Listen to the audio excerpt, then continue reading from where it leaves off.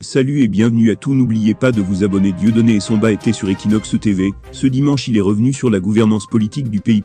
Il fait une analyse sur l'action politique de Maurice Kamto. Dieudonné Essomba, l'analyste économiste, était invité sur le plateau de dimanche avec vous. Il s'agit d'une émission qui se consacre à l'actualité camerounaise sur le média privé Equinox TV.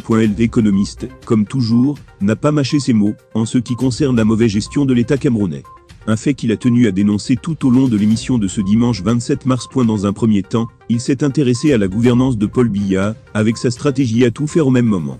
Nous sommes plombés dans une gouvernance de très court terme, où on veut résoudre rapidement tous les problèmes, indique-t-il lors de l'émission. Quand je dis que des gens sont en train de détruire le pays, on dit que je suis un petit fou, ajoute le consultant TV. Au passage, il fait une analyse sur l'action politique de Maurice Kamto, le président du mouvement pour la renaissance du Cameroun, MRC.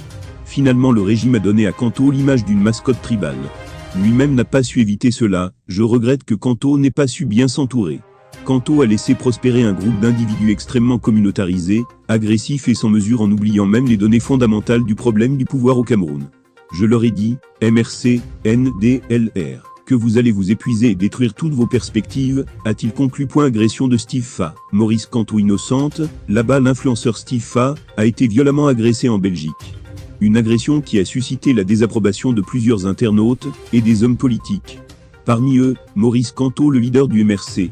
Une vidéo en circulation sur les réseaux sociaux montre une scène de violence sur la personne de Monsieur Steve Fa, un acteur connu de ce moyen de communication, alors qu'il tient paisiblement une réunion dans une salle. Cette scène choquante par sa brutalité témoigne de l'agressivité croissante de notre société. Elle est totalement inacceptable.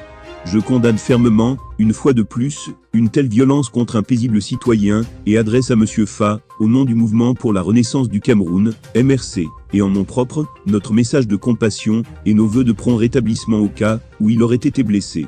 La violence que montre cette vidéo est contraire à nos convictions profondes et à l'option politique fondamentale de notre parti qui est la tolérance et le changement dans la paix. J'ai toujours condamné aussi bien les dérives langagières de certains de nos compatriotes, notamment dans les réseaux sociaux, exprimées à travers des propos haineux, tribalistes ou méprisants, que l'intolérance, en l'occurrence politique, manifestée par des actes de violence physique. Je réitère que toute dénonciation doit se faire sans ouvrage, que tout désaccord politique ou d'opinion doit s'exprimer par la parole et dans le respect de l'intégrité physique et la dignité d'autrui.